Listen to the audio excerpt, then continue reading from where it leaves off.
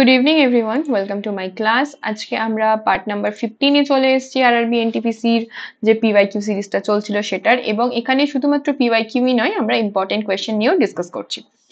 তো গতকালের ক্লাসটা আই হোপ তোমরা সবাই দেখেছো, যারা যারা দেখোনি দেখে নেবে। ফার্স্ট কোয়েশ্চেন কি আছে দেখা যাক। ফার্স্ট কোয়েশ্চেন হচ্ছে, which constitutional amendment of the constitution of India is refer to establishment of national commission for backward classes in India? ভারতের সংবিধানের কোন সাংবিধানিক সংশোধনী ভারতের জাতীয় অনগ্রসর শ্রেণীর কমিশন প্রতিষ্ঠার সাথে সম্পর্কিত?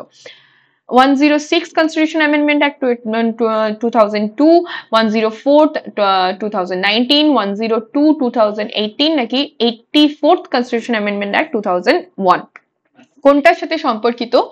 National commission for backward classes in India. দেখো, ন্যাশনাল, আমরা যে কমিশন বা কমিটি গুলো দেখি, যে বডিজ গুলো দেখি, সেই বডিগুলোকে আমরা দুটো পার্টে মেজরলি ভাগ করতে পারি। একটা হচ্ছে কনস্টিটিউশনাল বডি, একটা হচ্ছে স্ট্যাটুটরি বডি, এবং আরেকটা হচ্ছে নন স্ট্যাটুটরি বডি। কনস্টিটিউশনাল বডি কোনগুলো? যেগুলো আমাদের কনস্টিটিউশনে পার্টিকুলার আর্টিকেল মেনশন আছে ওই বডিগুলো সম্পর্কে, সেগুলোকে বলা হচ্ছে কনস্টিটিউশনাল বডি। তো national commission for backward classes এটা একটা কনস্টিটিউশনাল বডি, এবং এই কনস্টিটিউশনাল বডির সাথে কোন সংবিধান সংশোধনী যুক্ত? না, 102 কনস্টিটিউশন অ্যামেন্ডমেন্ট অ্যাক্ট 2018 যুক্ত। এবং এখানে খেয়াল রাখবে, প্রথমে national commission for schedule caste এবং শিডিউল ট্রাইব একসাথে এস্টাবলিশ হয়েছিল। ইন দ্য তোমার ফার্স্টে national commission for schedule caste and national commission for schedule tribe, এটা একসাথে ছিল। তারপরে এর ফাংশন ছিল প্রিজার্ভ করা শিডিউল কাস্ট এবং শিডিউল ট্রাইবদের যে রাইটস আছে সেটাকে প্রিজার্ভ করা এর ফাংশন ছিল। তারপর 89th constitution amendment act, 89 constitution amendment act in the year of 2003, এটাতে কি বলা হলো? এটাতে বলা হলো যে তোমার সেপারেট করা হলো এই শিডিউল কাস্ট এবং শিডিউল ট্রাইবের যে কমিশন সেটাকে সেপারেট করা হলো, separated national commission for schedule caste, এবং এটাকে রাখা হলো আর্টিকেল নম্বর 338, এবং national commission for schedule tribe এটা গেল আর্টিকেল 338A। ওকে, এবং এই 2018 এর যে 102 কনস্টিটিউশন অ্যামেন্ডমেন্ট অ্যাক্ট, এখানে স্ট্যাটাস দেওয়া হলো national commission for backward classes, যেটা হচ্ছে 338B। Status to national commission for backward classes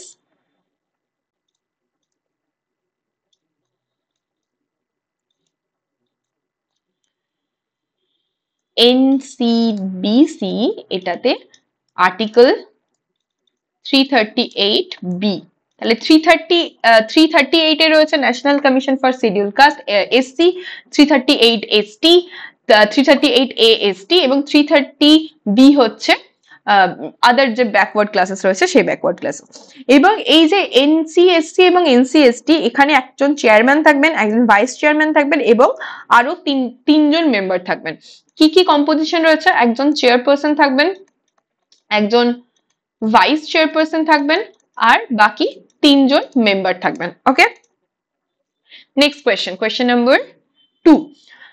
The headquarters of National Institute of Oceanology of India is located at New Delhi, Goa, Kanyakumari নাকি হায়দ্রাবাদ?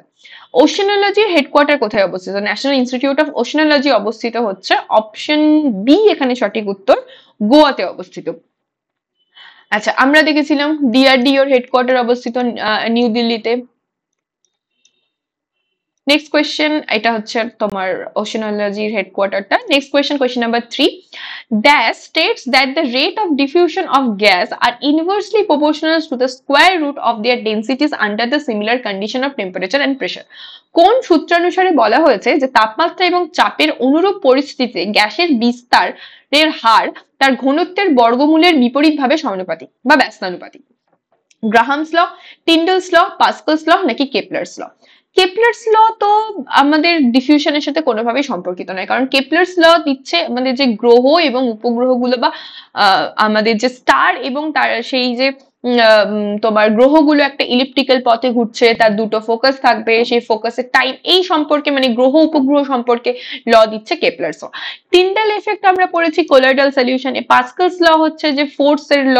তো option A হচ্ছে এখানে সঠিক উত্তর, Graham's ল, যেখানে বলা হচ্ছে যে diffusion বা effusion occurs when a gas escape through a small hole of a container। মানে এখানে ধরো একটা সরি, এখানে ধরো একটা বিকার আছে এবং এখানে একটা হোল আছে, ঠিক আছে, এখানে একটা ছোট্ট ছিদ্র আছে যেখান দিয়ে গ্যাস পার্টিকেল গুলো বেরিয়ে যেতে পারে, এবং এই যে গ্যাস পার্টিকেল গুলো বেরিয়ে যাবে তার যে রেট অফ ডিফিউশন, এখানে তোমরা ডিফিউশন লিখে দাও নইলে অসুবিধা হবে বুঝতে। ডিফিউশন, তার যে রেট অফ ডিফিউশন সেটা তাদের ডেনসিটির স্কয়ার রুটের সাথে ব্যস্তানুপাতিক হবে, বা আমরা বলতে পারবো যে সেটা তার মোলার মাসের সাথেও ইনভার্সলি প্রপোর্শনাল হবে। এখানে মোলার মাস লিখতে পারি, অথবা আমরা এখানে d2/d1 ও লিখতে পারি। ওকে, এবং কন্ডিশন কি, যে সিমিলার প্রেসার এবং টেম্পারেচারে থাকতে হবে। তাহলে এটা আমরা পাচ্ছি গ্রাহামস ল থেকে। Next question, question number 4, who among the following was a guru of পণ্ডিত রবিশঙ্কর? পণ্ডিত রবিশঙ্করের গুরু কে ছিলেন?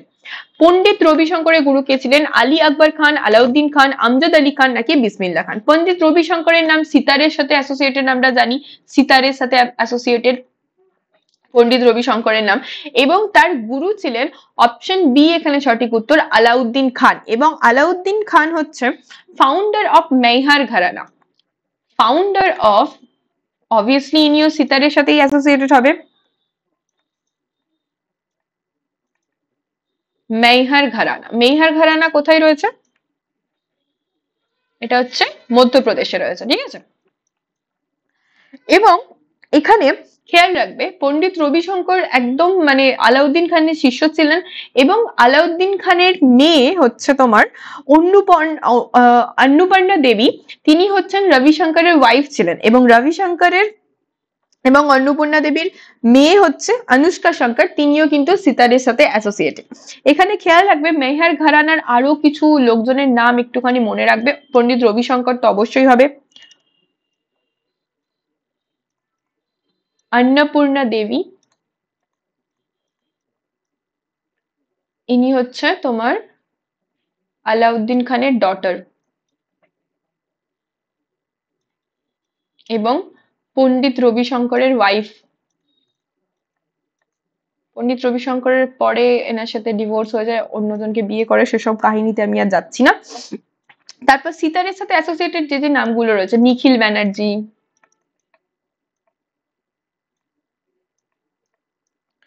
তারপর এছাড়া তোমার ফ্লুটের সাথে অ্যাসোসিয়েটেড হরিপ্রসাদ চৌরাশিয়া,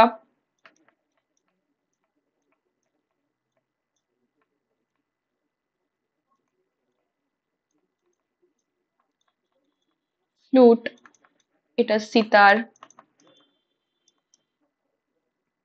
আচ্ছা, অন্নপূর্ণা দেবী ইনি সুরবাহার বাজাতেন, ঠিক আছে, সুরবাহার, খেয়াল রাখবে। নেক্সট হচ্ছে তোমার আলী আকবর খান। এই যে আলী আকবর খান, ইনিও হচ্ছে মেহের ঘরানার সাথে অ্যাসোসিয়েটেড। আলী আকবর খান কে ছিলেন বলো তো? এখানে কোনো ফ্যামিলি লিঙ্কেজ আছে? তোমরা কমেন্ট সেকশনে বলবে। আচ্ছা, তারপর হচ্ছে তোমার ভিজি যোগ বা ভিজি যোগ, ইনি হচ্ছেন ভায়োলিনের সাথে অ্যাসোসিয়েটেড। ওকে, আর আচ্ছা এখানে খেয়াল রাখবে রবিশঙ্করের ভাই ছিলেন হচ্ছে, পণ্ডিত রবিশঙ্করের ভাই ছিলেন উদয় শঙ্কর, উদয় শঙ্কর, এবং ইনি হচ্ছেন ফাদার অফ মডার্ন ডান্স বা ফাদার অফ ফিউশন ডান্স বলা হয় নাকি।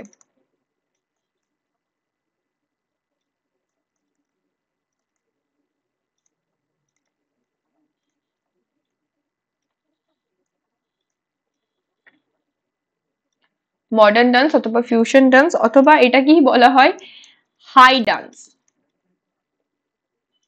ওকে, মনে থাকবে এগুলো। আচ্ছা, এখানে আমরা আর কি নাম পাচ্ছি? আমজাদ আলী খান। আমজাদ আলী খানের নাম কোন ঘরানার সাথে অ্যাসোসিয়েটেড? আমজাদ আলী খানের নাম কোন ঘরানার সাথে অ্যাসোসিয়েটেড? ঘরানা মানে হচ্ছে একটা, মানে তোমার গুরু শিষ্যর একটা বন্ডিং, যেটা পার্টিকুলার কোনো একটা জায়গা থেকে শুরু হচ্ছে, এবং তাদের যে কি বলবো, তাদের যে ওয়ে অফ পারফরমেন্স বা সেই কালচারটাকে তারা যেভাবে রিপ্রেজেন্ট করতো সেটাকে এগিয়ে নিয়ে যাওয়া, সেটাই হচ্ছে তোমার একটা ঘরানার কালচার। মানে পার্টিকুলার একটা ঘরানা যখন তুমি দেখবে, তখন দেখবে সেই ঘরানার লোকজন একই ধরনের, মানে একই টাইপের পারফর্ম করে। এবং পন্ডিত রবিশঙ্করের, এই পরের স্লাইডে ছিল, আচ্ছা এখানে তো আলাউদ্দিন খানের ছবিটা দেওয়া আছে, আমি পরের স্লাইডে করে দেবো, লেখাগুলো নইলে বুঝতে অসুবিধা হবে। পন্ডিত রবিশঙ্কর ইনি হচ্ছেন ফার্স্ট ইন্ডিয়ান যিনি গ্র্যামি রিসিভ করেন, ঠিক আছে, ফার্স্ট ইন্ডিয়ান যিনি গ্র্যামি রিসিভ করেন। এগুলো আমরা অলরেডি আগে পড়েছি। ফার্স্ট ইন্ডিয়ান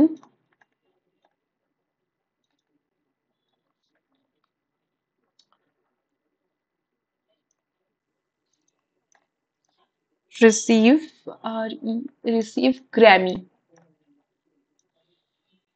এবং এনার যে অটোবায়োগ্রাফি,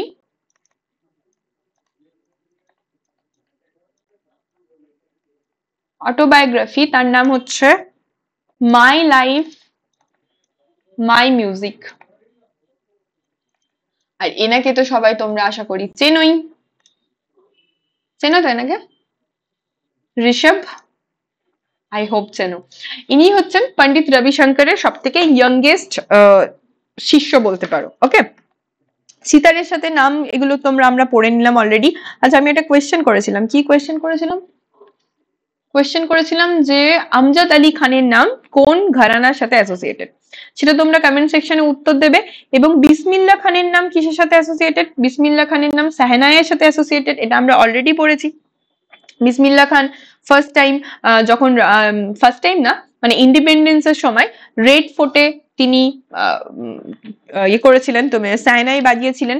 এবং তার হচ্ছে বাড়ি হচ্ছে বিহারে, এবং তিনি 4টে যে হাইয়েস্ট সিভিলিয়ান অ্যাওয়ার্ড রয়েছে, ভারতরত্ন, পদ্মভূষণ, পদ্মবিভূষণ, এই প্রত্যেকটা অ্যাওয়ার্ডই তিনি কিন্তু পেয়েছেন। ওকে ওকে, নেক্সট কোয়েশ্চেনে যাওয়া যাক।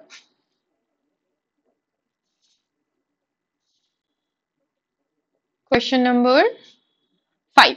Which of the following is correctly matched? Trade wind, winter storms, কাল বৈশাখী, autumn winds, লু, hot winds, লু, winter storm winds, কোনটা হচ্ছে কারেক্টলি ম্যাচ করা আছে এখানে, সেটা তোমাকে বলতে হবে কারেক্টলি ম্যাচ কোনটা আছে। দেখো, ট্রেড উইন্ড বা ট্রেড উইন্ড বলা হয় বাণিজ্য বায়ু, সেটা বলা হচ্ছে আয়ন বায়ুকে, ঠিক আছে, সেটার সাথে উইন্টার স্নো স্টর্মের কোনো সম্পর্ক নেই। কাল বৈশাখী, অটম উইন্ডস তো নয়, এটা কখন হয়? সামার ডিউরিং সামার, মানে বৈশাখ জ্যৈষ্ঠ মাসে গ্রীষ্মকালীন যে হঠাৎ করে যে ঝড় বৃষ্টি হয় সেটাকে কাল বৈশাখী বলা হয়। যেটাকে আসামে কি বলা হয়? আসামে বলা হয় বরদই ছিলা, আসামে বলা হয় বরদই ছিলা। এবং লু হচ্ছে হট উইন্ড, এটা কারেক্ট ম্যাচ। লু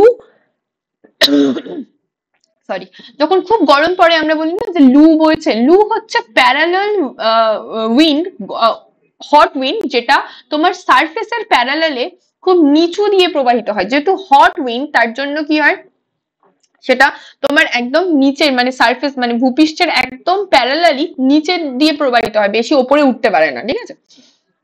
হট উইন্ড হচ্ছে লু, এবং এটা আমরা দেখতে পাবো উত্তরপ্রদেশ বা সেন্ট্রাল যে ইন্ডিয়া, সেই সেন্ট্রাল ইন্ডিয়াতেই দেখতে পাই, উত্তরপ্রদেশ, মহারাষ্ট্র, এই পার্টটাতে আমরা লু দেখতে পাবো।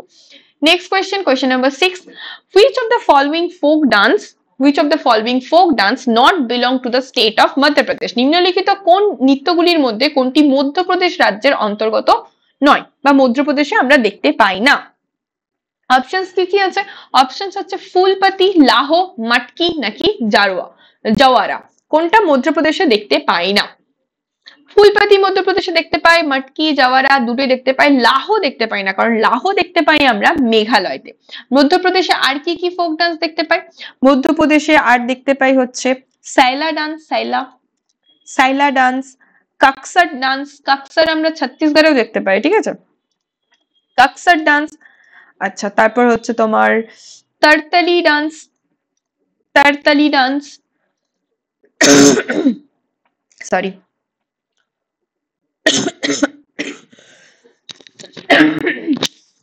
সরি সরি আচ্ছা, লাহ কোথায় দেখতে পাই? লাহ দেখতে পাই মেঘালয়তে। মেঘালয়তে দেখতে পাই লাহ ডান্স। এবং এই লাহ ডান্স কোন ট্রাইব পারফর্ম করে? এটা হচ্ছে জয়ন্তিয়া ট্রাইব পারফর্ম করে। আমরা জানি যে মেঘালয়তে এখানটাতে তিনটে পাহাড় আছে, গারো, খাসি, জয়ন্তিয়া, এবং এই তিনটে পাহাড়ই ট্রাইবের নাম অনুসারে নামকরণ করা হয়েছে। মেঘালয়তে আর কি কি ডান্স দেখতে পাই? মেঘালয়তে দেখতে পাই নকরেম, সরি এম হয়ে গেল,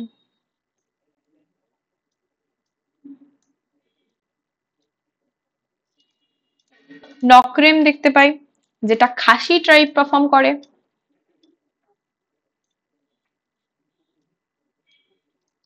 খাসি ট্রাইব পারফর্ম করে।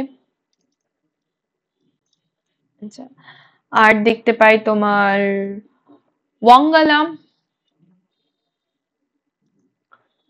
যেটা তোমার গারো ট্রাইব পারফর্ম করে। আর এই ওয়াঙ্গালা ডান্স পারফর্ম করা হয় এবং এটাকে বলা হয় festival of 100 drums.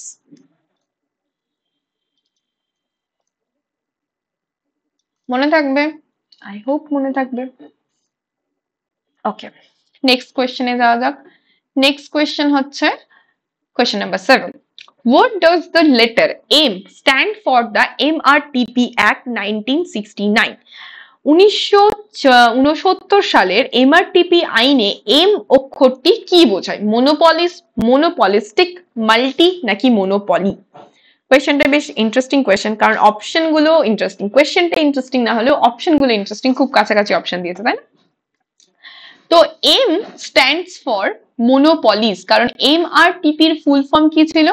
এমআরটিপির full form ছিল monopolies and restrictive trade policies act, যেটা এনাক্ট করা হয়েছিল 1969-এ।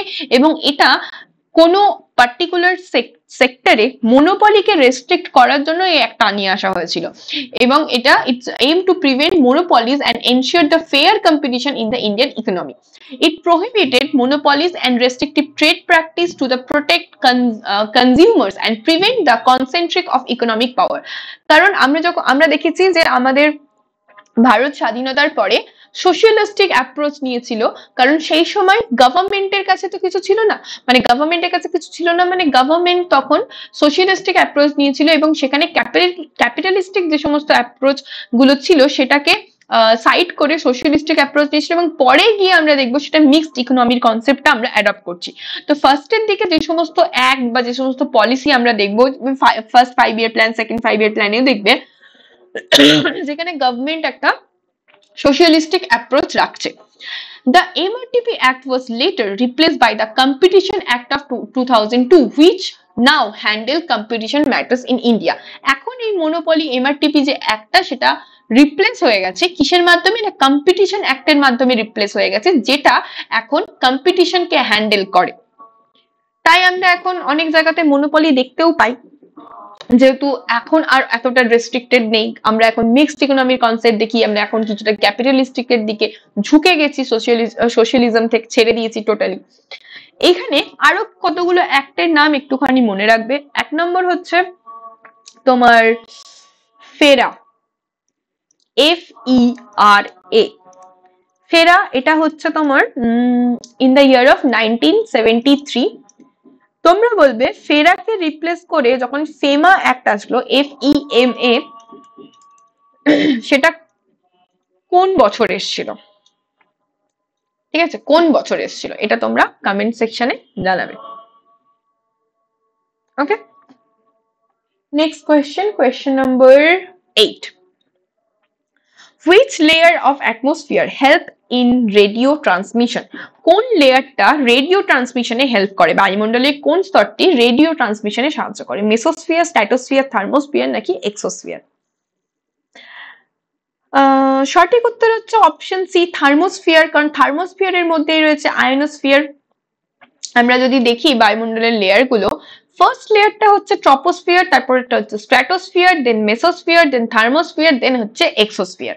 5টা লেয়ারে আমরা গোটা অ্যাটমসফিয়ারটাকে বা বায়ুমণ্ডলটাকে ভাগ করতে পারি। কি কি মনে রাখতে হবে? ট্রপোস্ফিয়ারের উচ্চতা কত? ট্রপোস্ফিয়ারের এই যে ডিস্টেন্সটা, ট্রপোস্ফিয়ারের ডিস্টেন্স হচ্ছে 0 to 10 মাইলস এ দেওয়া আছে, এখানে কিলোমিটারে মনে রাখবে। যে অ্যাভারেজ হচ্ছে 12 কিলোমিটার, অ্যাভারেজ হচ্ছে 12 কিলোমিটার, যেখানে মেরু মানে যে পোলার রিজিয়ন রয়েছে সেই পোলার রিজিয়নে কম, এবং যে দেখো এই যে এখানটাতেই দেখতে পাচ্ছ এটা হচ্ছে পোলার রিজিয়ন, এখানের ডিস্টেন্সটা দেখো আর এখানের ডিস্টেন্সটা দেখো, তাহলে এই পোলার রিজিয়নে কম ডিস্টেন্স এবং যে তোমার বিষুব অঞ্চল রয়েছে সেখানে বেশি বেশি ডিস্টেন্স রয়েছে, এবং অ্যাভারেজ যদি হাইট বলে তাহলে অ্যারাউন্ড 12 কিলোমিটার হাইট। এখানে ফারেনহাইটের টেম্পারেচার দেওয়া আছে। তোমরা এখানে একটা জিনিস খেয়াল রাখবে যে প্রতি 100 মিটারে 6.5 ডিগ্রি সেন্টিগ্রেড হারে উষ্ণতা ডিক্রিজ করে। ঠিক আছে, এখান থেকে যখন প্রতি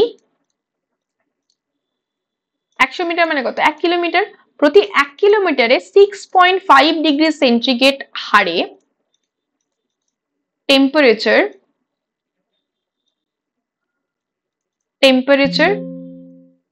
ব্যাস, এবার এটা নট রেসপন্ডিং হয়ে যাবে, দেখো টেম্পারেচার ডিক্রিজ করে, এবং এটাকে বলা হয় ল্যাপস রেট। এটাকে কি বলা হয়? Lapse rate. মনে রাখবে, ট্রপোস্ফিয়ারে যত উপরে উঠবো টেম্পারেচার ডিক্রিজ করবে, স্ট্র্যাটোস্ফিয়ারে টেম্পারেচার ইনক্রিজ করবে, মেসোস্ফিয়ারে টেম্পারেচার ডিক্রিজ করবে, থার্মোস্ফিয়ারে টেম্পারেচার ইনক্রিজ করবে, এবং এক্সোস্ফিয়ারেও টেম্পারেচার ইনক্রিজ করবে। মেসোস্ফিয়ার হচ্ছে সব থেকে ঠান্ডা, এখানে সব থেকে ঠান্ডা।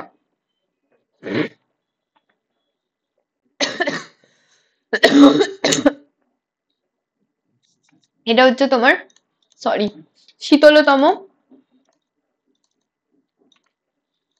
স্তর। তার জন্যই এখানে যখন উল্কাপিণ্ডগুলো আসে, সে উল্কাপিণ্ডগুলো এখানে পুড়ে ছাই হয়ে যায়। ঠিক আছে, মিটিওরয়েডস এখানে দেখতে পাই। থার্মোস্ফিয়ারেরই একটা অংশ হচ্ছে আয়োনোস্ফিয়ার, এখানেই আমরা দেখতে পাই আয়োনোস্ফিয়ার, যেখানে তোমার পার্টিকলস গুলো এই হাই টেম্পারেচারে আয়ন ফরমেশনে থাকে। আমরা পড়েছিলাম না প্লাজমা স্টেট অফ ম্যাটার, যেটা 4th স্টেট অফ ম্যাটার হচ্ছে। এই যে অরোরা অস্ট্রালিস এবং অরোরা বোরিওলিস আমরা এই থার্মোস্ফিয়ারের মধ্যে দেখতে পাবো, এবং এখানে অ্যাকচুয়ালি পার্টিকলস গুলো প্লাজমা স্টেটে থাকে। মানে এই যে অরোরা অস্ট্রালিস যখন সৃষ্টি হচ্ছে সেখানটা, সেটা হচ্ছে একটা ন্যাচারালি অকার এক্সাম্পল প্লাজমা স্টেটের। ওকে, স্ট্র্যাটোস্ফিয়ারের মধ্যে আমরা ওজোন লেয়ার দেখতে পাবো। স্ট্র্যাটোস্ফিয়ারে আমরা ওজোন লেয়ার দেখতে পাবো, যেটা হচ্ছে পৃথিবী পৃষ্ঠ থেকে 15 থেকে 35 কিলোমিটার ডিস্টেন্সে অবস্থিত হচ্ছে ওজোন লেয়ার। এবং স্ট্র্যাটোস্ফিয়ারের নিচে দিয়ে যেহেতু এটা শান্ত মণ্ডল, তাই এখান দিয়ে আমরা জেট প্লেন বা যে সমস্ত এয়ারক্রাফট রয়েছে সেই এয়ারক্রাফট গুলো এখান দিয়ে ঘোরাফেরা করে। ট্রপোস্ফিয়ারের মধ্যেই আমরা সমস্ত ওয়েদার রিলেটেড যে সমস্ত চেঞ্জেস, সেটা কিন্তু ট্রপোস্ফিয়ারের মধ্যেই আমরা দেখতে পাবো। স্ট্র্যাটোস্ফিয়ারে চলে গেলে নিচে সমস্ত ওয়েদার চেঞ্জেস গুলো হচ্ছে, তার উপরে আর কোনো কিন্তু ওয়েদার চেঞ্জেস হচ্ছে না। আচ্ছা, এখানে খেয়াল রাখবে এই যে ট্রপোস্ফিয়ার এবং স্ট্র্যাটোস্ফিয়ারের মাঝখানে যে জায়গাটা, যেখানে টেম্পারেচার ডিক্রিজ করা কমে যাচ্ছে এবং তার উপরে উঠলে টেম্পারেচার ইনক্রিজ করছে, সেই জায়গাটাকে বলা হচ্ছে ট্রপোপজ। যেখানে ট্রপোস্ফিয়ার শেষ হচ্ছে এবং স্ট্র্যাটোস্ফিয়ার শুরু হচ্ছে। আবার স্ট্র্যাটোস্ফিয়ার এবং মেসোস্ফিয়ারের যে কানেকশনটা, যেখানে আবার টেম্পারেচার ইনক্রিজ করা শেষ হয়ে যাচ্ছে আবার টেম্পারেচার ডিক্রিজ করতে শুরু করছে, এই কথাটা আমি যে কথাটা বলছি, যে যেই জায়গাটাতে ট্রপোস্ফিয়ার শেষ হচ্ছে এবং স্ট্র্যাটোস্ফিয়ার শুরু হচ্ছে, 1 নম্বর পয়েন্ট। দ্বিতীয় নম্বর পয়েন্ট হচ্ছে যেই পার্টিকুলার পয়েন্ট থেকে টেম্পারেচার ডিক্রিজ করা বন্ধ হয়ে গিয়ে টেম্পারেচার ইনক্রিজ করতে শুরু করছে, সেই পার্টিকুলার পয়েন্টটাকে আমরা বলছি ট্রপোপজ। সিমিলারলি যেই পার্টিকুলার পয়েন্ট থেকে যেখানে স্ট্র্যাটোস্ফিয়ার শেষ হচ্ছে এবং মেসোস্ফিয়ার শুরু হচ্ছে, তার মানে টেম্পারেচার ইনক্রিজ করা বন্ধ হয়ে যাচ্ছে, এই পয়েন্টটার পরে গেলেই টেম্পারেচার ডিক্রিজ করতে শুরু করছে, সেটাকে বলা হচ্ছে স্ট্র্যাটোপজ। আমি কেন এই স্টেটমেন্ট গুলো বলছি? কারণ এই স্টেটমেন্ট গুলো থেকে আজকাল কোয়েশ্চেন দিচ্ছে একটা কোনো জিনিসের, মানে which of the following is incorrect, এরকম কোয়েশ্চেনে যদি এরকম স্টেটমেন্ট থাকে, তো তোমরা যদি সঠিকভাবে না জানো তাহলে কিন্তু উত্তর করতে পারবে না।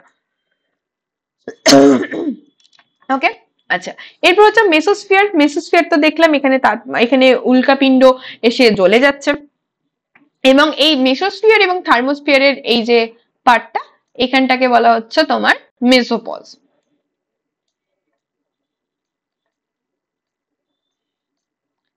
সেম জিনিস, ডিক্রিজ করছিল আবার ইনক্রিজ করতে শুরু করবে।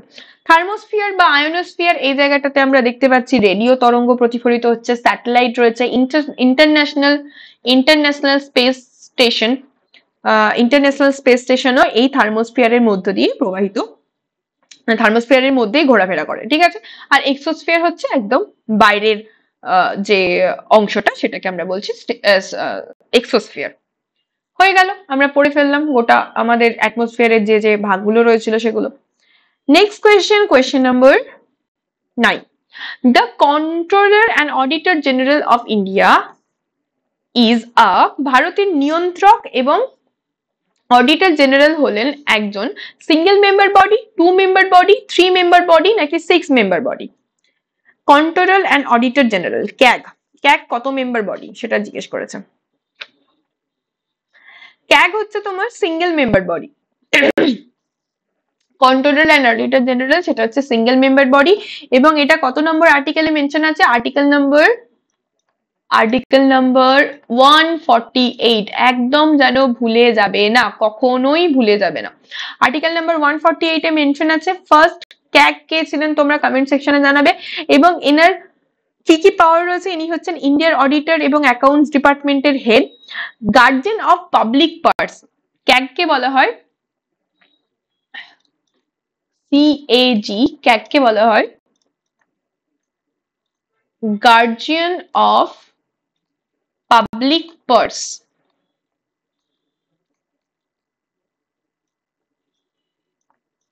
কে অ্যাপয়েন্ট করে? Appointed by president, obviously president. Term কত থাকে?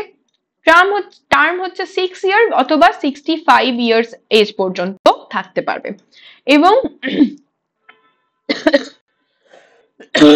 সরি, অ্যাপয়েন্ট যখন প্রেসিডেন্ট করে, রিমুভাল কে করতে পারবে? রিমুভাল হচ্ছে same procedure,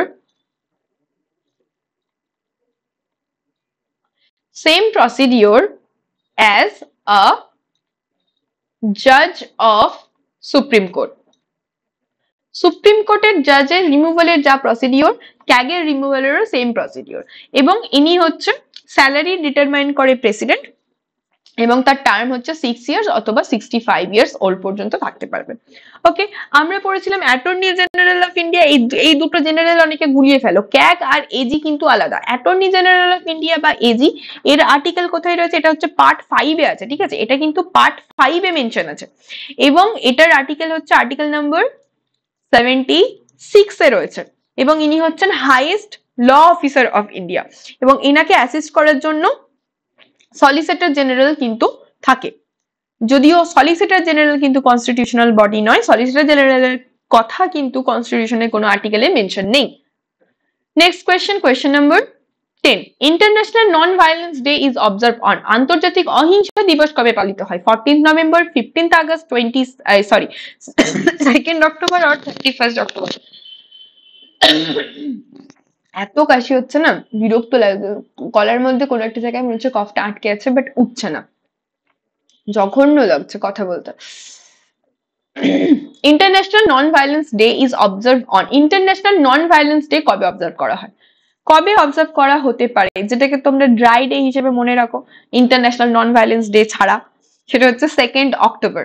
2nd October Gandhi Jayanti, এবং all over the world, not in India, যারা গান্ধীজিকে ক্রিটিসাইজ করো, আমি জানি না যে তোমাদের কি ক্রেডিবিলিটি আছে যে তোমরা এই মানুষটাকে ক্রিটিসাইজ করো, তবুও ক্রিটিসাইজ করতে পারো, ফ্রিডম অফ স্পিচ তোমাদের আছে, তোমরা ক্রিটিসাইজ করতে পারো, কিন্তু কনস্ট্রাকটিভ ওয়েতে ক্রিটিসাইজ করো।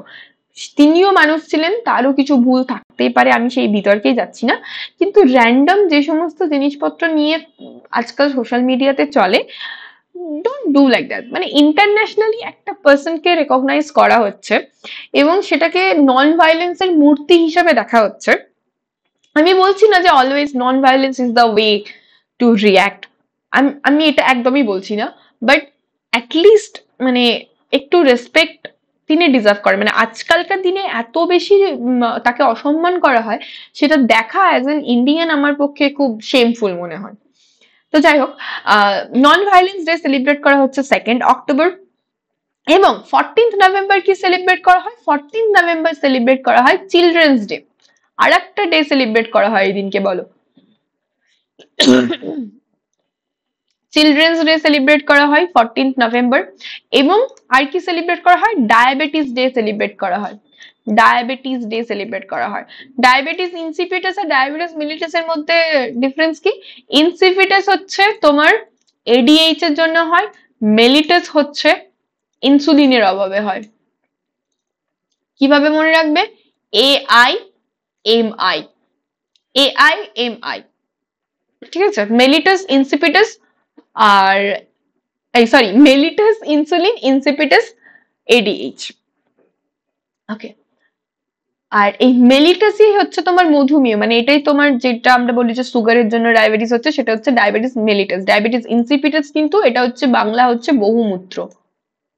কারণ এডিএইচ এর প্রভাবে আমাদের কিডনির যে বিক্রিয় নালিকা আছে, সেই বিক্রিয় নালিকার মধ্যে জলের পুনঃশোষণ ব্যাহত হয়, তাই জন্য অনেক বেশি বেশি ইউরিন প্রডিউস হয়, তাই সেটাকে বলা হচ্ছে বহুমূত্র। আর মেলিটাসের বাংলা হচ্ছে মধুমেহ, যেখানে ইনসুলিনের অভাবে ব্লাড স্ট্রিমে সুগার কন্টেন্ট বেড়ে যায়, গ্লুকোজ কন্টেন্ট বেড়ে যায় এবং ডায়াবেটিস মেলিটাস দেখতে পাওয়া যায়। 15th আগস্ট তো কিছু বলার নেই। 31st অক্টোবর কি সেলিব্রেট করা হয়? 31st অক্টোবর সেলিব্রেট করা হয় national unity day. National unity day. Statue of unity কোথায় রয়েছে? National unity day, birthday of Sardar Vallabhbhai Patel. আর একটা ডেট এখানে বলে দিচ্ছি, যেটা হচ্ছে তোমার 9th জানুয়ারি। 9 জানুয়ারি সেলিব্রেট করা হয় NRI ডে, কারণ এই দিনকে গান্ধীজি সাউথ আফ্রিকা থেকে ভারতে ফিরে এসেছিলেন।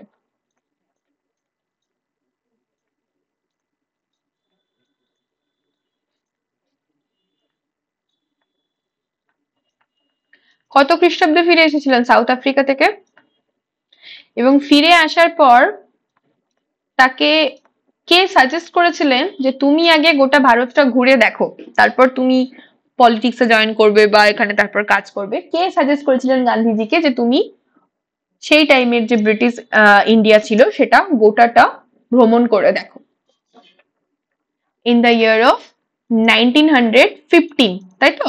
তারপরে আমরা দেখব তিনি পরপর 1917 এবং 1918-তে, 1917-তে একটা এবং 1918-তে দুটো আন্দোলনে যুক্ত হবে। একটা হচ্ছে চম্পারণ সত্যাগ্রহ বিহারে, তোমার নীল চাষীদের এগেনস্টে, নীল জমিদারদের এগেনস্টে, নীল চাষীদের হয়ে তিন কাঠিয়া সিস্টেমের এগেনস্টে তিনি সত্যাগ্রহ করবেন, যেটা তার প্রথম সত্যাগ্রহ ছিল। এবং সেখানে তাকে ইনভাইট কে করেছিল? রামকুমার শুক্লা তাকে ইনভাইট করেছিল। আমি এই ডিটেলসটা এখন লিখছি না, জাস্ট মুখে বলছি। 1918-তে আমরা দেখব যে খেদা সত্যাগ্রহ এবং আহমেদাবাদ মিল স্ট্রাইক। খেদা সত্যাগ্রহতে তিনি হচ্ছেন ওখানে যে খরার জন্য ওখানে খাজনা দিতে পারবে না বলে যে ট্যাক্স, সেই ট্যাক্সটা যাতে মকুব করে দেয় তার জন্য চাষীদের হয়ে আন্দোলন করেছিলেন। এবং আহমেদাবাদ মিল স্ট্রাইকে যে প্লেগ বোনাস দেওয়ার কথা ছিল মিল ওনারদের, সেই প্লেগ বোনাস দিচ্ছিল না, তার জন্য গান্ধীজি যে ওয়ার্কার্স ছিল, মিলস ওয়ার্কার্স ছিল, তাদের হয়ে আন্দোলন করেছিলেন। তোমরা বলবে কোনটা গান্ধীজির ফার্স্ট নন ভায়োলেন্স এবং কোনটা গান্ধীজির ফার্স্ট সিভিল ডিসোবিডিয়েন্ট মুভমেন্ট? কোনটা অসহযোগ আন্দোলন, ফার্স্ট অসহযোগ আন্দোলন কোনটা, আর কোনটা ফার্স্ট হচ্ছে সত্যাগ্রহ? এই দুটো তোমরা বলবে। নেক্সট কোয়েশ্চেন নাম্বার, আচ্ছা এখানে লেখা আছে ন্যাশনাল ইউনিটি ডে। এবং আচ্ছা এখানে আরেকটা ডে বলে দিই, যেটা হচ্ছে জানুয়ারি বললেই আমার ওই ডেটটার কথা মনে পড়ে, যেটা হচ্ছে 25th January, national voters day.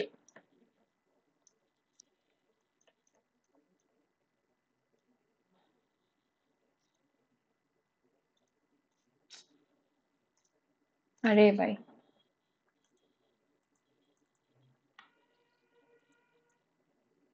Not responding হয়ে গেছে, ওয়েট করো একটুখানি। এই ক্লাসের শেষের দিকে নট রেসপন্ডিং হলে কি করবো বলো?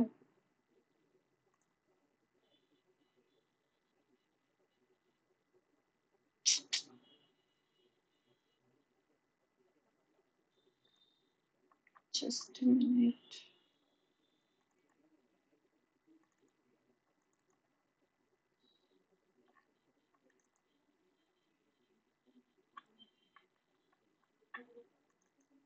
একটা মিনিট টাইম দাও, একটা মিনিট জাস্ট।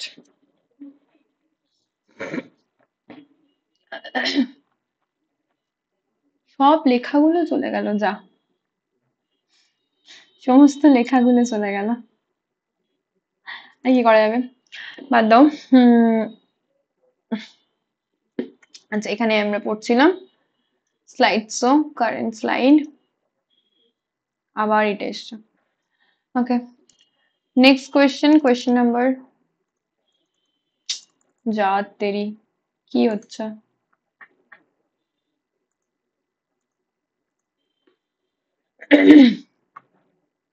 দশটা কোয়েশ্চেনে শেষ করে দেবো? 10টা কোয়েশ্চেনই তো হলো আমাদের।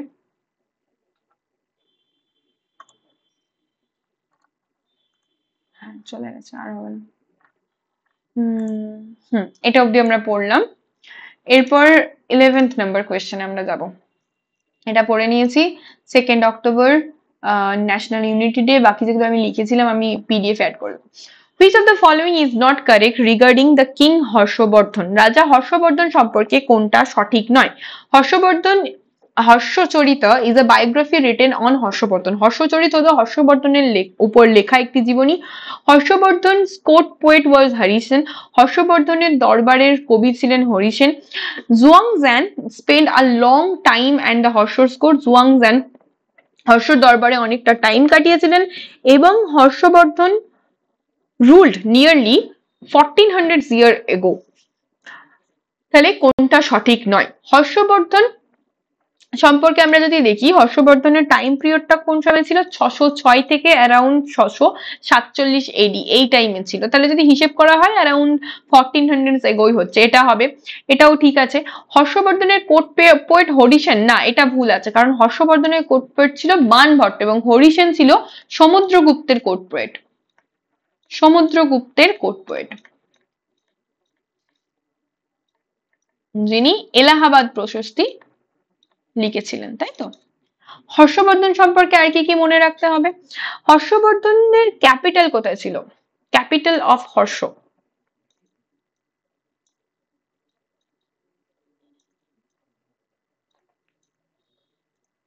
আমরা এখানে হর্ষবর্ধন, তারপর হর্ষবর্ধনের ক্যাপিটাল ছিল কন্নৌজ, ঠিক আছে। এখানে মৌখরী বংশের ক্যাপিটাল ছিল অ্যাকচুয়ালি কন্নৌজ, এবং মৌখরী বংশের সঙ্গে হর্ষবর্ধনের দিদির বিয়ে হয়েছিল এবং শশাঙ্ক হচ্ছে মৌখরী যে রাজা ছিলেন গ্রহবর্মণ, সেই গ্রহবর্মণকে হত্যা করেন এবং তারপরে হর্ষবর্ধন তার ক্যাপিটাল শিফট করে কন্নৌজে, ঠিক আছে।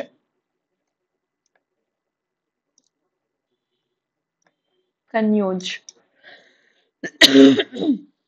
যদি এখানটাতে দেখো, এটা যদি তোমার কি হলে, সরি,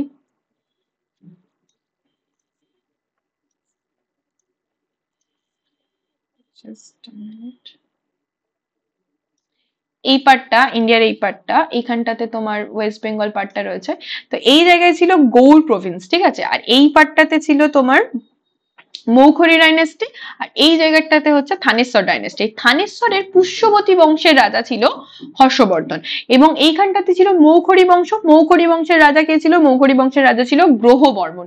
এটা হচ্ছে মৌখরী, আর এটা হচ্ছে গৌড় প্রভিন্স, এটা হচ্ছে গৌড়, যার গৌড়ের রাজা হচ্ছে শশাঙ্ক, এবং এখানে রাজা ছিল গ্রহবর্মণ। এই গ্রহবর্মণের সঙ্গে বিয়ে হয়েছিল রাজ্যশ্রীর, রাজ্যশ্রীর বিয়ে হয়েছিল এবং এই গৌড়ের রাজা ছিল শশাঙ্ক।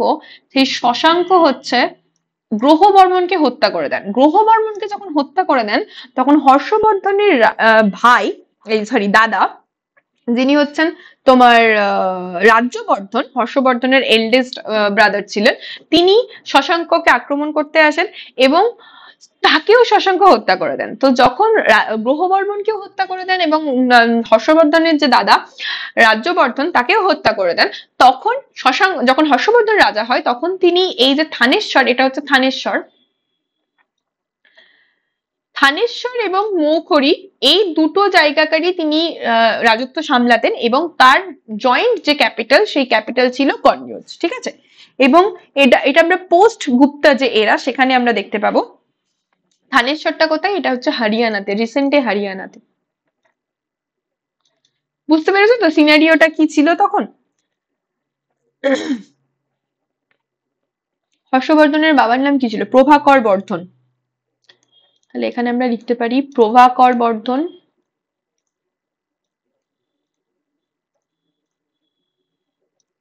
হচ্ছে এর ফাদার। ঠিক আছে, এবং এনার আর একটা যে ছেলে ছিল, সান ছিল, একটা তো হচ্ছে হর্ষ, আর একজন হচ্ছে রাজ্যবর্ধন। ফ্যামিলি হিস্ট্রি বুঝতে পেরে গেছো? আচ্ছা, এরপর আমরা দেখব যে তিনি হচ্ছে মৈত্রক বংশের ধ্রুবসেনা টুকেও কিন্তু পরাজিত করেছিলেন, ডিফিটেড। এবং সেই সময় কনৌজ একদম কালচারাল একটা জায়গা ছিল। পরবর্তী ক্ষেত্রে আমরা দেখব কনৌজের ওপর অধিকার, কনৌজকে ক্যাপচার করার জন্য ট্রাইপার্টেড স্ট্রাগল হচ্ছে রাষ্ট্রকূট পাল আর কাদের মধ্যে, সেনদের মধ্যে ট্রাইপার্টেড স্ট্রাগল দেখতে পাবো। না, পাল প্রতিহার আর রাষ্ট্রকূট, সেন বলছি, পাল প্রতিহার আর রাষ্ট্রকূটদের মধ্যে কনৌজকে ক্যাপিটাল করার জন্য আমরা ত্রিশক্তি যুদ্ধ দেখতে পাবো। ডিফিটেড ধ্রুব সেনা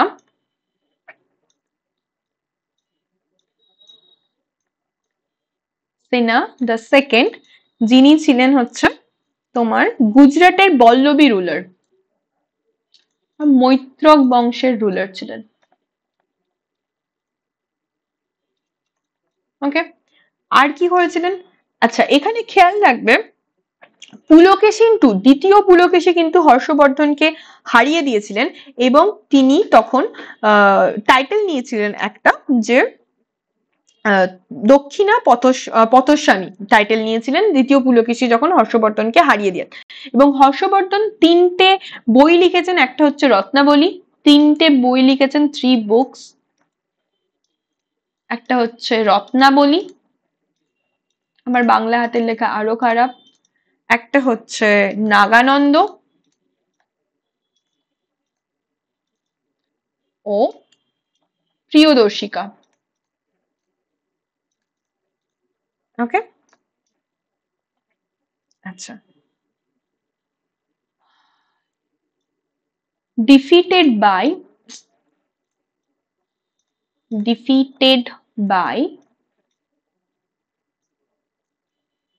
Pulakeshin two. Okay, Chalukya king ছিল পুলকেশিন টু, তিনি কিন্তু হারিয়ে দিয়েছিলেন হর্ষবর্ধনকে। Okay, next question number 12. Productivity of an ecosystem is composed which of the following? একটি বাস্তুতন্ত্রের উৎপাদনশীলতা নিম্নলিখিত কোনটির মাধ্যমে গঠিত? Net primary productivity and gross primary productivity, net productivity and consumption, primary and secondary productivity, আর নাকি gross productivity and primary productivity? Productivity of an ecosystem সেটা কম্পোজ হচ্ছে net primary productivity and gross primary productivity. বিষয় দুটো কি? বিষয় হচ্ছে productivity মানে একটা ইকোসিস্টেমের মধ্যে কতটা বায়োমাস জেনারেট হচ্ছে সেটাকে বলছি আমরা প্রোডাক্টিভিটি। প্রোডাক্টিভিটি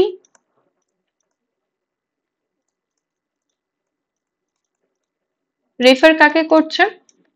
যে the rate at which biomass is generated within an ecosystem, within an ecosystem. একটা ইকোসিস্টেমের মধ্যে কতটা বায়োমাস প্রডিউস হচ্ছে, যে রেটে প্রডিউস হচ্ছে, সেটাকে আমরা বলছি প্রোডাক্টিভিটি। প্রাইমারি প্রোডাক্টিভিটি কাকে বলছি? প্রাইমারি প্রোডাক্টিভিটি মানে যারা ফটোসিনথেসিস করতে পারে, তারা যে বায়োমাসটা জেনারেট করছে, তাদেরকে আমরা বলছি প্রাইমারি প্রোডাক্টিভিটি। মানে সোজা কথায় বলতে গেলে প্রোডিউসার যারা রয়েছে ইকোসিস্টেমের মধ্যে, যে প্রোডিউসার যে প্রোডাক্টিভিটি, যে বায়োমাস জেনারেট করছে, সেটাকে আমরা বলছি প্রাইমারি প্রোডাক্টিভিটি। এবং প্রাইমারি প্রোডাক্টিভিটি যেটা টোটাল প্রডিউস করছে, সেটাকে বলছি আমরা গ্রস প্রাইমারি প্রোডাক্টিভিটি। এবং সেখান থেকে একটা প্রডিউসার, ধরো একটা গাছ কিছু বায়োমাস প্রডিউস করেছে, সাপোজ 10 ইউনিট বায়োমাস প্রডিউস করেছে। 10 ইউনিট বায়োমাস যখন প্রডিউস করছে, তার তো নিজের শরীরের কিছু কাজকর্ম আছে, ইভেন সালোক সংশ্লেষ করতে গেলেও তো তাকে কিছু এনার্জি দরকার হচ্ছে। তার বডির মধ্যে যে ফাংশন গুলো, যে অ্যাক্টিভিটি গুলো রয়েছে, সেই অ্যাক্টিভিটি গুলো করতে যতটা বায়োমাস খরচা হয়ে যাচ্ছে, সেটা বাদ দিয়ে দিলে যেটা পড়ে থাকছে, সেটা হচ্ছে নেট প্রাইমারি প্রোডাক্টিভিটি। গ্রস থেকে আমরা ইকোনমিতে পড়েছি যে গ্রস থেকে ডেপ্রিসিয়েশন বাদ দিলে নেটে চলে যায়, এখানেও সেম, যে গ্রস থেকে যেটা খরচা হচ্ছে সেটা যদি বাদ দিয়ে দিই, তাহলে আমরা নেট প্রাইমারি প্রোডাক্টিভিটিতে চলে যাব। সেকেন্ডারি প্রোডাক্টিভিটি কি? সেকেন্ডারি প্রোডাক্টিভিটি হচ্ছে যে ফার্স্ট যে কনজিউমার যে, ধরো আমরা মানুষ, সেটা আমরা তো কনজিউমার, আমরা প্রডিউসার না, ইকোসিস্টেমের মধ্যে প্রডিউস করছি না, কিছু কনজিউম করছি। তো আমরা যখন কোনো কিছু কনজিউম করছি, সেটা কনজিউম করার পরেও তো আমাদের বডিতে বায়োমাস জেনারেট করছি। তো সেই যে প্রোডাক্টিভিটি, সেটাকে বলা হচ্ছে সেকেন্ডারি প্রোডাক্টিভিটি। ক্লিয়ার? তাই প্রোডাক্টিভিটি অফ এন ইকোসিস্টেম যদি আমরা ক্যালকুলেট করতে যাই, তাহলে আমাকে লাগবে কি নেট প্রাইমারি প্রোডাক্টিভিটি এবং নেট গ্রস প্রাইমারি প্রোডাক্টিভিটি। কারণ সেকেন্ডারি যে প্রোডাক্টিভিটি, সেটা এই যে প্রাইমারি প্রোডাক্টিভিটি তৈরি হচ্ছে, সেটার থেকে আবার তৈরি হচ্ছে। Clear? Next question, question number 13. Who wrote the book title Gift to Monotheism? Gift to Monotheism বইটি কে লিখেছেন? স্বামী বিবেকানন্দ, কেশবচন্দ্র সেন, রাজা রামমোহন রায়, নাকি দয়ানন্দ সরস্বতী? কে লিখেছেন গিফট টু মনোথিজম?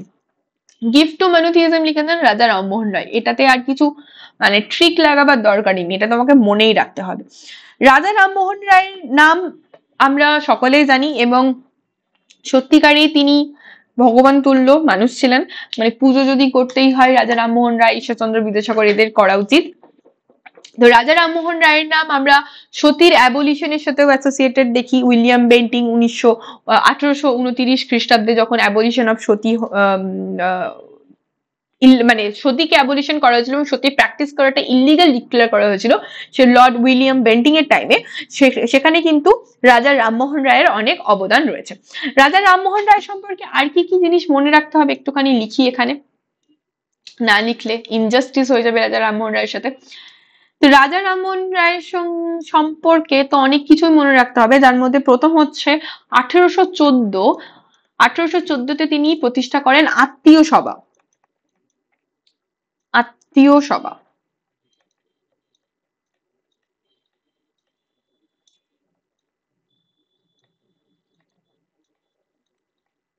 আত্মীয় সভা। এনাকে বলা হয় ভারতীয় নবজাগরণের অগ্রদূত। এবং রাজা টাইটেলটা, রাজা রামমোহন রায়কে রাজা টাইটেলটা কে দিয়েছিলেন, সেটা তোমরা কমেন্ট সেকশনে জানাবে যে রাজা রামমোহন রায়কে এই রাজা টাইটেলটা কে দিয়েছিলেন।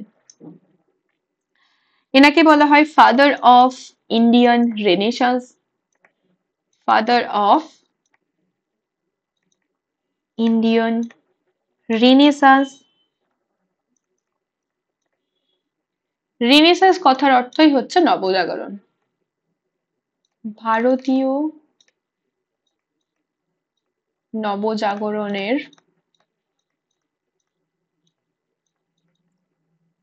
অগ্রদূত। ওকে, আর কি মনে রাখতে হবে? হিন্দু কলেজ প্রতিষ্ঠা করেছিলেন। হিন্দু কলেজ প্রতিষ্ঠা করেছিলেন 1817-তে।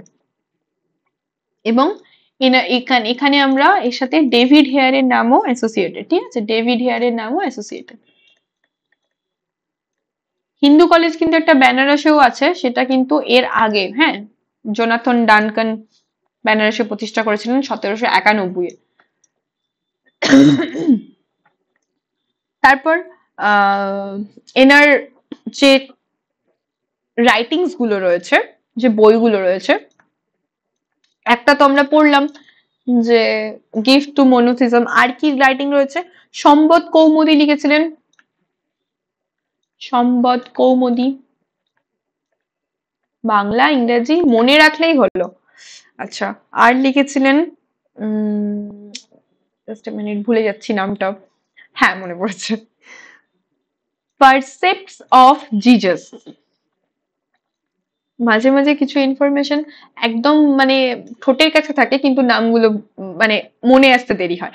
পারসেপ্ট অফ জিজাস লিখেছিলেন, এবং তিনি একটা পার্সিয়ান ল্যাঙ্গুয়েজেও একটা রাইটিংস তার রয়েছে, যেটা হচ্ছে মিরাট উল আকবর, মিরাট উল আকবর, এটা হচ্ছে পার্সিয়ান ল্যাঙ্গুয়েজে, ঠিক আছে।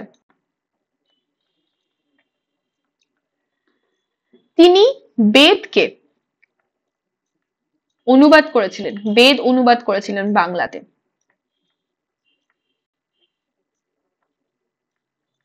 এবং বেদান্ত কলেজ প্রতিষ্ঠা করেছিলেন 1825-এ।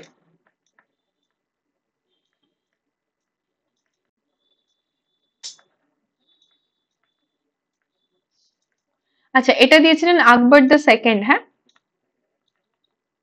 বলেই দিলাম, তোমরা তো কমেন্ট করবে না। সব থেকে ইম্পর্টেন্ট যে পার্টটা, যেটা হচ্ছে ব্রাহ্ম সমাজ, এখান থেকে কোয়েশ্চেন আসে। ব্রাহ্ম সমাজ প্রতিষ্ঠা করেছিলেন, এবং ব্রাহ্ম সমাজ কবে প্রতিষ্ঠা করেছিলেন? ব্রাহ্ম সমাজ প্রতিষ্ঠা করেছিলেন 1828-এ। ব্রাহ্ম সভা, তারপরে সেটা ব্রাহ্ম সমাজ নাম হয়। ব্রাহ্ম সভা লিখি এখানে, আবার এক্ষুনি অনেকে বলবে যে না ব্রাহ্ম সমাজ ছিল না, ব্রাহ্ম সভা ছিল। তারপরে 1839-এ আমরা দেখবো যে দেবেন্দ্রনাথ টেগর তত্ত্ববোধিনী সভা, তত্ত্ববোধিনী সভা প্রতিষ্ঠা করছেন, এবং তারপরে মানে রাজা রামমোহন রায় মারা যাওয়ার পরে দেবেন্দ্রনাথ টেগর ব্রাহ্ম সমাজের সভাপতি হন, বা ব্রাহ্ম সমাজ কে দেখরেখ করতেন। এবং তারপরে আমরা দেখবো যে কেশবচন্দ্র সেন তার সাথে যুক্ত হন, এবং কেশবচন্দ্র সেন যুক্ত হয় 1858-তে। আবার কিছু বছর পরে কেশবচন্দ্র সেন এবং দেবেন্দ্রনাথ ঠাকুরের মধ্যে মতবিরোধ হয়, এবং ব্রাহ্ম সমাজ ভেঙে যায়। সাধারণ ব্রাহ্ম সমাজ এবং আদি ব্রাহ্ম সমাজ, সাধারণ ব্রাহ্ম সমাজ হচ্ছে কেশবচন্দ্র সেনের আন্ডারে, এবং আদি ব্রাহ্ম সমাজ ছিল দেবেন্দ্রনাথ টেগরের আন্ডারে। এই জিনিসটা তোমাদেরকে আমি আগেও পড়িয়েছি। এটা রাজা রামমোহন রায়ের ছবি। আচ্ছা, এখানে একটা ফাঁকা স্লাইড আছে, এখানটায় আমি বলে দিচ্ছি।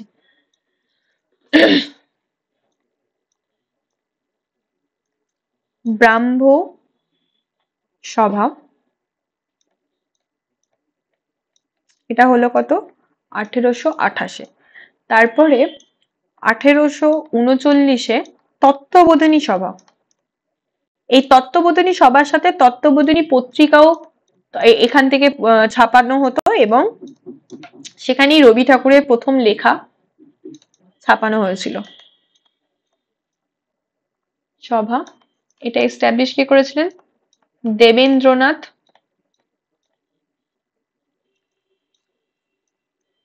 টেগর, দেবেন্দ্রনাথ ঠাকুর। এরপরে আমরা দেখব যে কেশবচন্দ্র সেন আসছেন।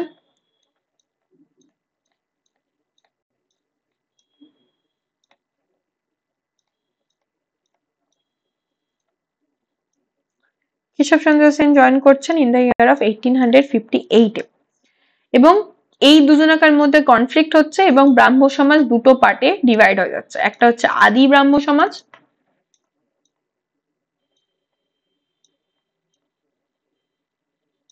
একটা হচ্ছে সাধারণ ব্রাহ্ম সমাজ। তারপরেও আবার একটা স্প্লিট হয়েছিল যখন কেশবচন্দ্র সেন তার নিজের মেয়ের বিবাহ, মানে খুব অল্প বয়সে বিয়ে করেছিলেন একটা কোথাকার রাজার ছেলের সাথে, তারও খুব অল্প বয়স ছিল, তার জন্য কিন্তু আবার দেখবো আমরা এই সাধারণ ব্রাহ্ম সমাজও আবার ডিভাইড হয়ে যাবে। এটা হচ্ছে দেবেন্দ্রনাথ টেগরের আন্ডারে, আর এটা হচ্ছে কেশবচন্দ্র সেনের আন্ডারে। ওকে, আর এই ব্রাহ্ম সমাজকে কাউন্টার করার জন্য দেব সমাজ গঠিত করে, সরি, ধর্ম সমাজ গঠিত হয়েছিল। ধর্ম সমাজ গঠিত হয়েছিল, দেব সমাজ আলাদা। ধর্ম সমাজ ফর্ম করেছিলেন, কে করেছিলেন? না, রাধাকান্ত দেব। রাধাকান্ত দেব, ঠিক আছে। এবং এটার মোটিভই ছিল যে কাউন্টার করা, আচ্ছা, এগেইনস্ট দ্য আইডিয়া অফ রাজা রামমোহন রয়। আর okay, next question. Which of the following river does not originate from the peninsular plateau? নিচের কোন নদীটি পেনিনসুলার প্লেটুর মধ্যে উৎপন্ন হয়নি? সোন, গন্ডক, চম্বল নাকি মহানদী? অপশন বি হচ্ছে এখানে সঠিক উত্তর, গন্ডক। কারণ এখানে যদি তুমি রিভার সিস্টেমটা দেখো, যে গন্ডক হচ্ছে তোমার ওপর দিক থেকে এসছে, ঠিক আছে। ঘাড়ঘাড়া, গন্ডক, গোমতী, রামগঙ্গা এগুলো তোমার সবই আপার সাইড থেকে এসছে, তাহলে পেনিনসুলার পেটু থেকে তো হবে না। আর সোন, কেন, বেতুয়া, সিন, চম্বল এগুলো হচ্ছে সব যমুনার উপনদী, এবং যমুনা গিয়ে গঙ্গার সাথে যুক্ত হচ্ছে, সোনটা গঙ্গার উপনদী, এবং দামোদরও হচ্ছে গঙ্গার উপনদী। এবং এটা হচ্ছে, এগুলো হচ্ছে তোমার সব রাইট ব্যাংক ট্রিবিউটারি, এগুলো হচ্ছে রাইট ব্যাংক ট্রিবিউটারি, এগুলো হচ্ছে লেফট ব্যাংক ট্রিবিউটারি। আমরা বলছিলাম নদীটা যেই দিকে ফ্লো হচ্ছে সেই দিকে মুখ করে দাঁড়ালে যে দিকটা তোমার রাইট সাইড সেদিকটা লেফট সাইড, সেটা লেফট, আর যে দিকটা তোমার রাইট সাইড সেটা রাইট। তো এখানে গোমতী, গন্ডক, কোশি, কোশিকে বলা হয় বিহারের দুঃখ, দামোদরকে বলা হয় বাংলার দুঃখ। এখানে মহানন্দা নদী রয়েছে, এখানে পদ্মা যেটা ডিভাইড হয়ে গেছে, এখানে হুগলি নদী, এটা হচ্ছে গঙ্গা রিভার। আর পঞ্চপ্রয়াগটা তো আমরা অলরেডি দেখে নিয়েছি যে অলকানন্দার সাথে গিয়ে সবকটা নদী মিশবে, এবং সেই অনুযায়ী আমরা নামও পড়ে নিয়েছি, সেটাতে আমি আর যাচ্ছি। ওকে, নেক্সট কোয়েশ্চেন এবং আজকের last question. Dispute regarding the election of president and vice president shall be ইনকোয়ার্ড into and decided by the Supreme Court, whose decision shall be final, is mentioned under which article of the Constitution? রাষ্ট্রপতি এবং উপরাষ্ট্রপতি নির্বাচন সংক্রান্ত বিরোধ supreme court কর্তৃক তদন্ত এবং সিদ্ধান্ত গৃহীত হবে, এবং এটি কোন ধারায় উল্লেখ করা আছে? 54, 74, 58 নাকি 71, কোন ধারায় উল্লেখ করা আছে?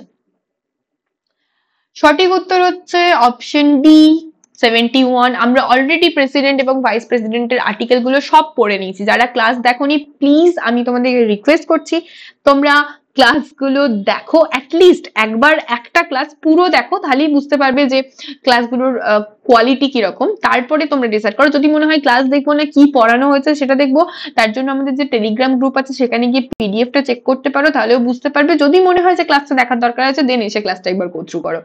তো যাই হোক, আমরা অলরেডি এটা পড়ে নিয়েছিলাম। 71 এ 54 এ কি রয়েছে? 54 এ রয়েছে electoral college of president, 55 A manner of election of president, 74 তো আমরা একটু আগেই পড়লাম, এবং 58 এ কি রয়েছে? 58 এ রয়েছে কোয়ালিফিকেশন অফ প্রেসিডেন্ট, অলরেডি আমরা পড়ে নিয়েছি। তো আজকে 15টা কোয়েশ্চেন ছিল, 15টা কোয়েশ্চেনের মধ্যে কি কতগুলো উত্তর করতে পারলে সেটা জানাবে, যে যা কোয়েশ্চেন করেছিলাম সেগুলো জানাবে। আর পিপিটিটাতে কিছু লেখা চলে গেছে, সেগুলো আমি দেখছি, লেখা যদি অ্যাড করা যায় তো ভালো, আমি অ্যাড করে দেবো। থ্যাংক ইউ অল, দেখা হবে নেক্সট ক্লাসে, এবং এই ক্লাসের পিডিএফটা তোমরা টেলিগ্রাম গ্রুপে পেয়ে যাবে।